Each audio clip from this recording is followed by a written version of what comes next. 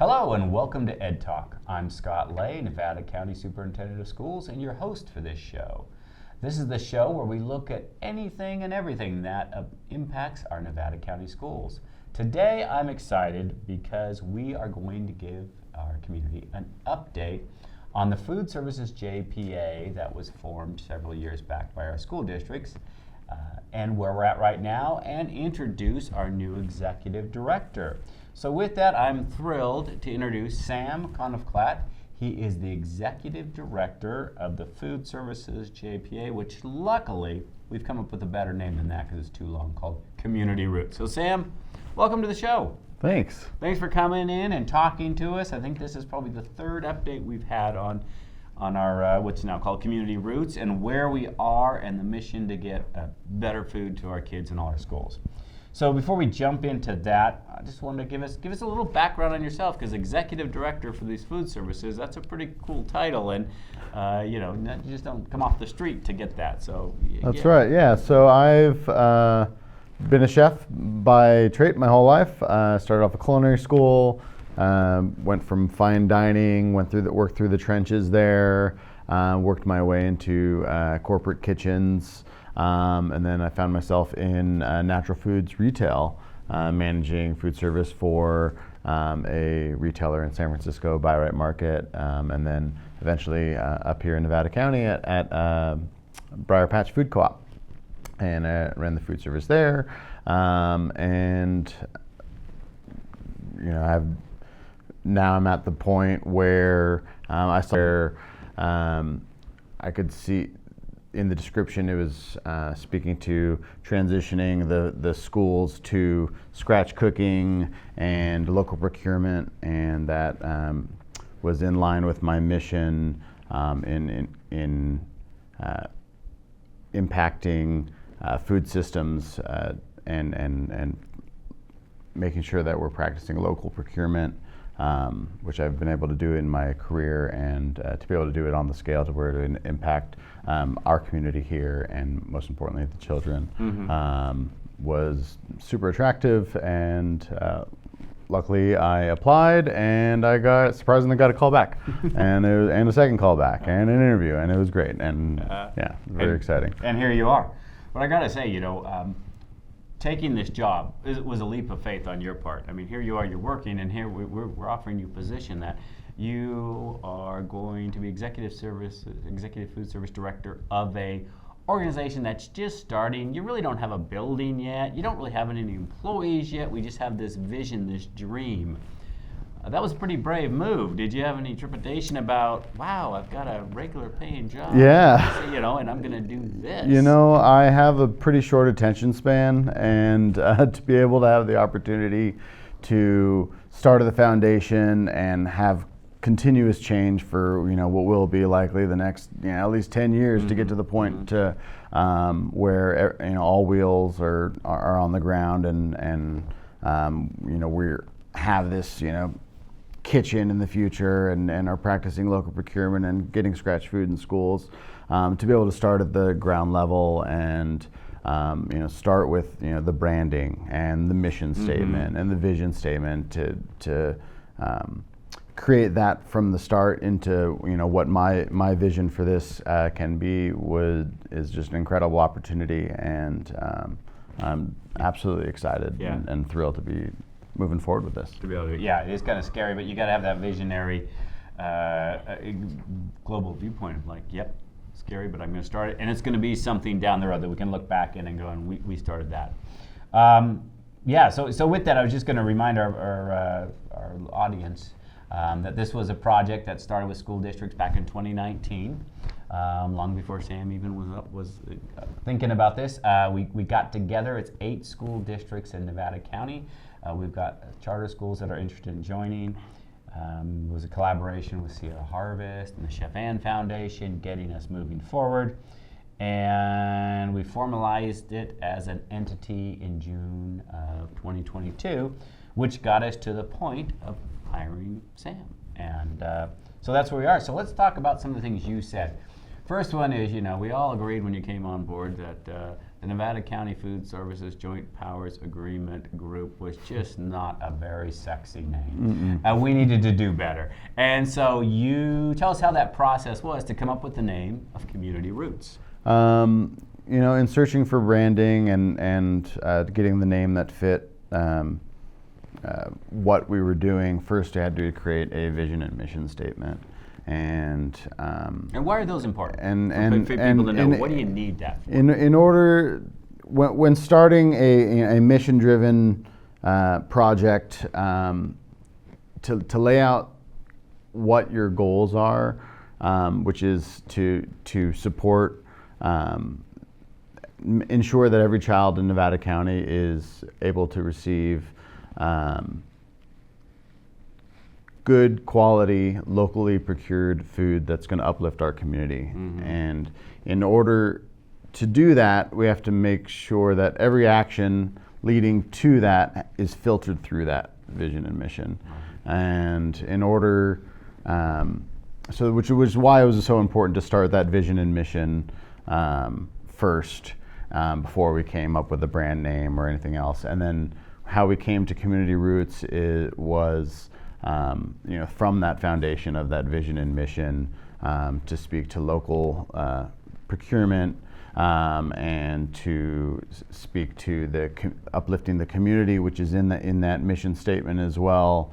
And I felt like that was a fitting name that spoke to what we're trying to do, and we're trying to lay a good foundation and lay down our roots in this community, and be able to lift it up, not just by giving kids good quality food that's scratch made and made with care, but also purchasing from our local producers, farmers, ranchers in the area to further uplift the community and make sure those tax dollars are circulating within our county, and we're uplifting everybody and ensuring long-term success in the county. Yeah, which is huge, and it's something we've all wanted.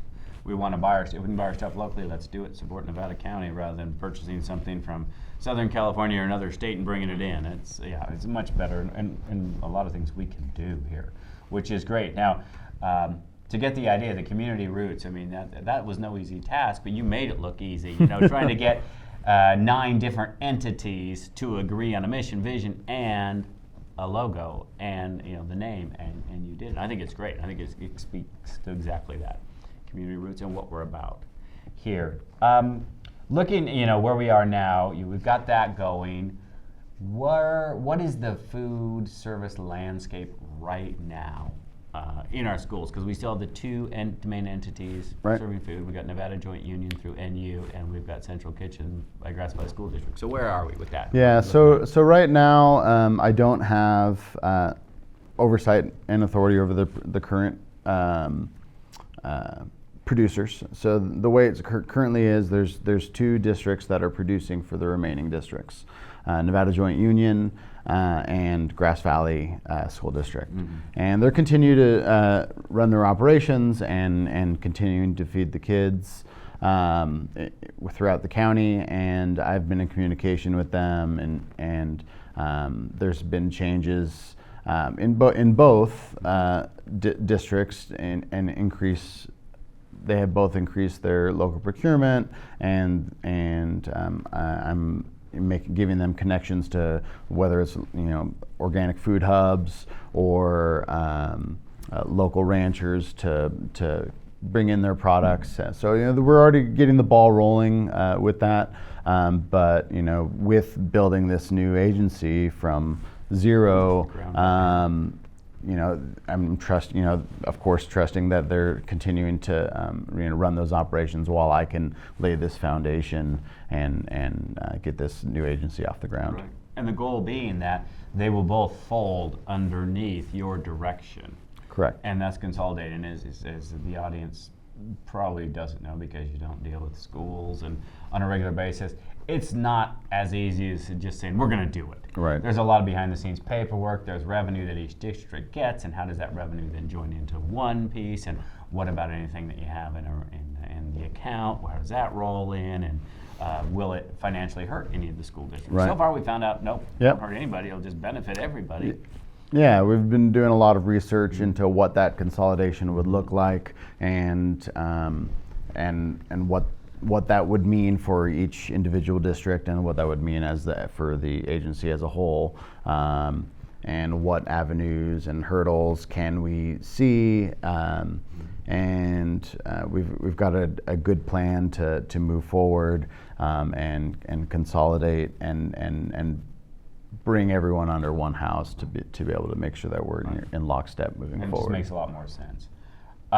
With that, now, schools just weren't sitting by and doing nothing, because there is a lot of work to get to that point, but almost every school district in the county went and did kind of finishing kitchens at their sites over the past 6-8 months. And what is a finishing kitchen, and why was that important that we had our schools upgrade their kitchens? Yeah, so for seems decades now that the schools have been moving away from scratched food, and moving more to what's more referred to as a heat and serve model, where you're receiving individually wrapped factory made items that you're reheating and serving to the kids on the site, and all you have to do is reheat and give the kids. There's no recipes that need to be followed. There's no a lot less ingredient focused cooking. It's more a fully finished frozen sandwich, or a fully finished frozen hot dog, and that you're just reheating or steaming, and we all know that's probably not the best way to do it, but that's what schools kind of had to do. There was a lot of funding that was lost in the 80s, and it just kind of snowballed into where schools ended up getting rid of their kitchens, and now we're at a point where we've kind of seen the light again, and we're trying to move back towards scratch cooking. So in order to move that forward, we have to make sure that the schools are ready to receive scratch food, and which takes it's more laborious to serve, more laborious to create, of course. So all of the school sites, they analyzed what they needed to do to move forward to make sure that they would be ready to have this transition to scratch food.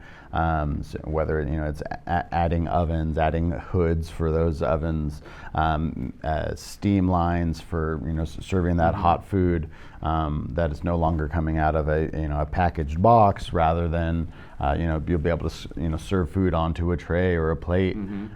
So a lot of the school sites throughout the county were able to invest in their facilities and get us ready to the point to where we can. They will be ready to receive that scratch food and serve it to the students. Which is exciting. They all willingly did it, wanted to be ready to go. I think it's, what you were saying, it's kind of funny. I think back to when I was in grade school, and every kitchen made their own food. It wasn't brought in from anybody. It always smelled good in there. There were big lines. Everybody wanted to eat more, and we had trays. And then as it changed over to packaged foods, the number of students wanting it dropped, or those that took it, the amount of waste was incredible, and we got rid of our trays. And now we're looking at bringing the trays back and going back to what we now know is better, just much better food.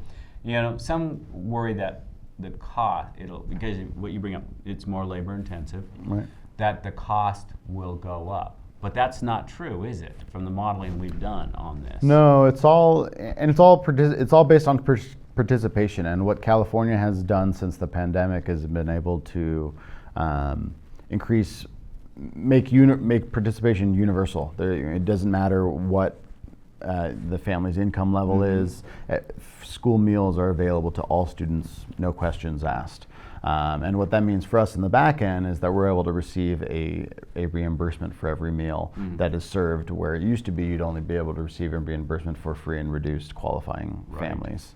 So now with that universal participation, it's taken all the kids and families have decided to participate in these school lunch programs, and it's with that participation going up, there's a lot more revenues coming in from reimbursements, and we're working in pennies, but as a whole, as the county, being able to increase that participation percentage it really pans out fiscally to be able to receive all of those revenues.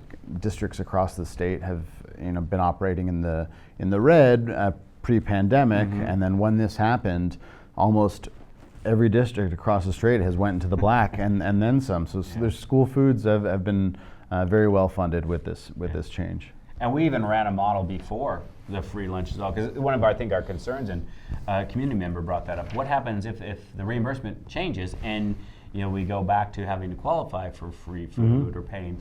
But we ran a test case at Nevada City with more scratch-style cooking coming from Nevada Union's Kitchen, and the participation rate exploded with people wanting to pay for that food because it was so good. Parents are like, well, why am I putting a lunch together? That food is awesome. And they went from being in the red, like you talked about, to being in the black when it wasn't universally paid. So we can make this work, which is awesome. My goal is to give 10 minutes back to every parent in the morning. They don't have to pack that lunch. I would have liked that. I know, I appreciate it. Lunches. Yeah, that would have been nice. And then of course you forget about your own lunch, and your kids have this great lunch, and you've got just a frozen dud lunch. Protein bar. Exactly, something not good for you.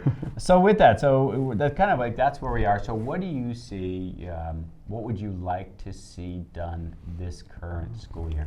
When we finish the year, where would you like the Community Roots to be and positioned itself at? When we finish the year, my goal for this organization is to have, really to get all of our paperwork done so that we can consolidate and be this agency, this singular food agency for Nevada County. So all of the work that I'm doing now is creating org charts, job descriptions, what that's going to mean for all of the people that are currently producing food, and making sure that we ensure that they have jobs in this new organization and are well paid and can continue their careers. And so, I'm really planning is what this year is all about, making sure that, I'm crossing my T's, dotting my I's, making sure that we have everything in the row, make sure we have insurance for this new agency, making sure that we have all of our tech lined up, all the little details that I didn't even realize that I would be having to organize, and creating those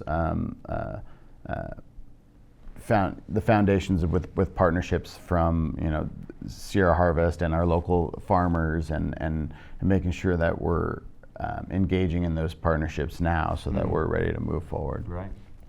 And then you go into that, those are, like you said, there's a lot more to do than just get the food ready. But the sites, we currently, as you said, we have 2 sites going, and the goal though is to consolidate that to one site, correct?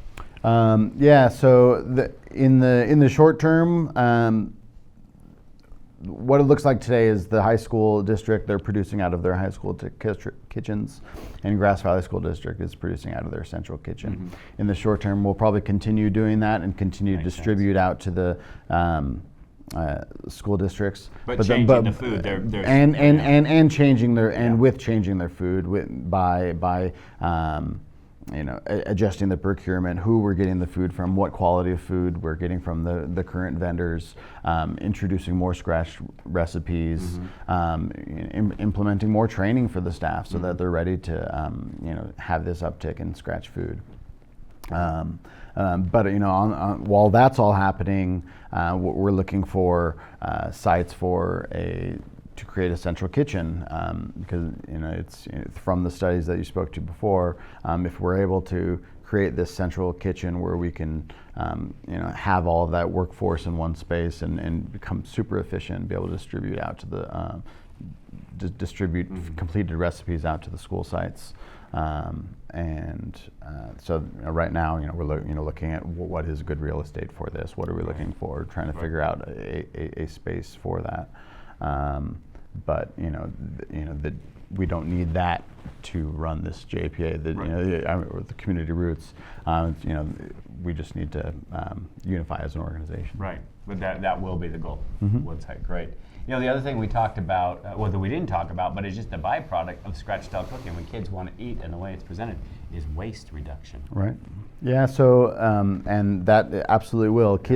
Kids will be able to choose what they want to put on their plate and what they're going to consume, not give them a full fully packaged meal, because the way a lot of the programs currently exist is you are giving them a box, a pre-done box with it has its milk, it has its apple, Right. it's got its pasta and whatever else. But if the kid only wants the apple, the milk, and the roll of bread, and they don't want the pasta, they still have to take the pasta, and they're going to end up throwing that in the trash. Mm-hmm. So we would be transitioning to a offer versus serve model, where there'll be salad bars and the entrees, and the kids, all they have to do is pick 3 of the components. So if they don't want what the entree is, they just have to pick a fruit, a vegetable, and a milk. Right. And if they don't want the milk, they don't have to take it. They just have to take the entree and a vegetable, and making sure that, we make sure that we get our reimbursement, and they have all the components on their end, but the kids are also choosing what they want to put on their plate and what they aren't going to have to throw away later. Right, and then you just, even the packaging, the plastic wrap on everything. and Absolutely. all that, gone. Yeah, So, yeah. love it. Save money on packaging and everything else And as well. Just better for the And- environment. So that's great. And with the new rules coming January 1st of all the changes in garbage, it's going to be confusing as it is. So it'll be nice when we start getting rid of that stuff. Well, that's great. Well, Sam, thank you so much for coming, talking to us about it. It's exciting.